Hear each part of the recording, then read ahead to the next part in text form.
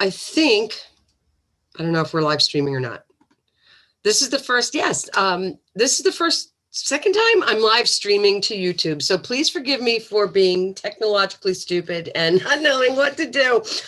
I have been doing this live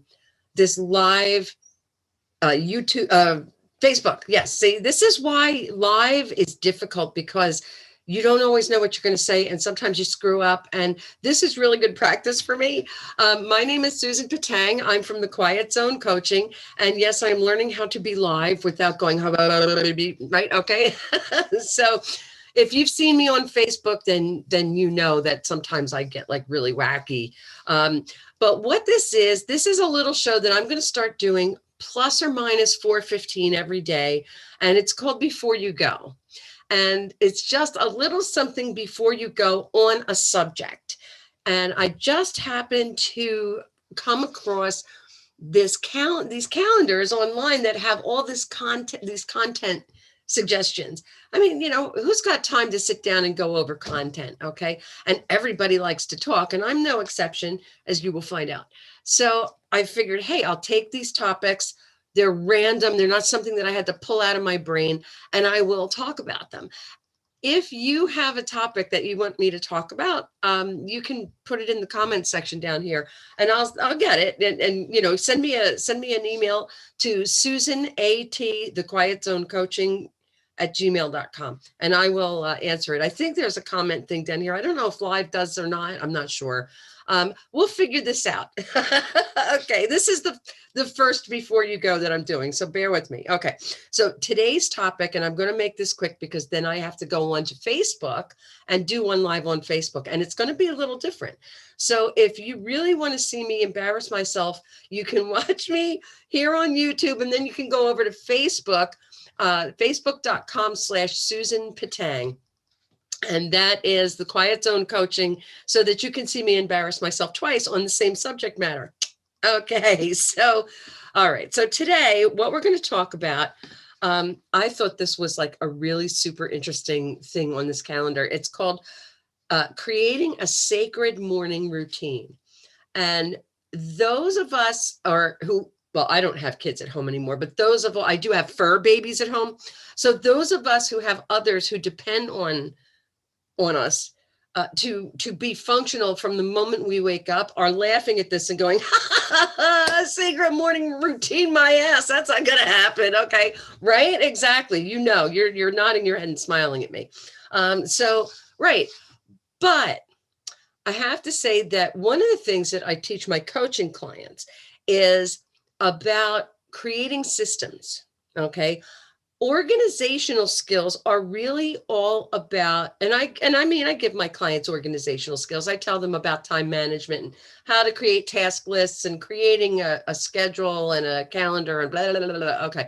What it boils down to is creating a routine, creating a ritual, okay, a system. And you have to be flexible. But pretty much every morning, I can tell you that the cats are going to start hopping all over us. And one of the dogs stands on the other side of the gate and cries. Okay, if you have a dog, you know what I'm talking about, because he wants breakfast. He doesn't care about going out. He just wants breakfast. Okay. The other dog is in a crate because she doesn't like to sleep outside the crate, and she's crying. So we don't have time when we wake up to have a sacred morning ritual, but we do have a ritual. Okay, so what we do is we get up, and the dogs, of course, get let out first, and they get fed because they're the noisiest. And then while I'm feeding the dogs, my husband's feeding the cats. Okay. Meanwhile, we have the coffee set up, and we hit the button so that the coffee pot starts perking, so that by the time all of this crap is done, we've got coffee ready. Okay. Part of that ritual is also feeding the feral cats that wander in our yard, and I feed the birds in the front yard. So there's this ritual that happens in the morning. That is our sacred ritual. Now, it might fluctuate, depending on whether or not there's a cat that threw up on the bedroom floor or something like that. But hey, yeah, there's a ritual. You can make that, your kids pulling you out of bed, whatever it is, you can make that into a sacred ritual. by appreciating it for what it is. It is your participation in the process of life. Be grateful for that. Be grateful for your fur babies or for your real babies. Be grateful for your husband. Be grateful for the fact that you have a reason to jump out of bed and run around like a lunatic for a while. When you have a moment, okay, and try to build this into your schedule. And that morning routine, okay, is probably going to go out the window if you're a busy person, like most of us are. If you have time to sit down and create that sacred routine, okay, and for me, a sacred routine is anything that honors you or that honors the greater power of the universe. Okay, so, and you can do both at the same time. So, meditation, okay, and I'm not talking about 45 minutes in a corner dangling a crystal over your head and chanting Om. I'm talking about 5 minutes of looking at a candle flame, 5 minutes of observing your breathing, 5 minutes if you're sitting on the toilet, okay, in the morning with the door closed, just to sit back and say, okay, all right, I'm putting my brain in neutral and not think about anything. That's the goal of meditation, is to not think about anything. Put your brain in neutral. What you're doing is you are connecting to whatever higher power you believe in, and you are also creating new neural pathways in your brain. This is crucial for smacking down panic attacks, dealing with anxiety, dealing with stress. You need to have your body on board. Okay. Now, it doesn't have to be that morning routine. When I was working outside of the house before COVID, whenever I would pull up in a parking lot somewhere where I was going to meet a client, I would spend a few minutes in meditation, or while I was waiting for my car to warm up, or, just in the middle of the day. Usually in the morning for me, I'm too busy and I get what they call monkey brain. And I can't create my morning meditation because my brain is thinking about all the things I have to do. 1 o'clock in the afternoon after lunch, that's the time. Okay. So some people might want to change their ritual, their self-care ritual, to a different time of day. So you can, and I'm talking about meditation, you can do just about anything. What is something that you love to do? I have a pile of books over here. I'm really interested. I'm interested in psychology. So here's one about social intelligence. Here are 3 books on handwriting analysis, because I think that's really super fascinating and interesting. So I might read a book for 10 or 15 minutes. I might play a video game on my computer before I start checking my emails for 15 minutes. I set a timer.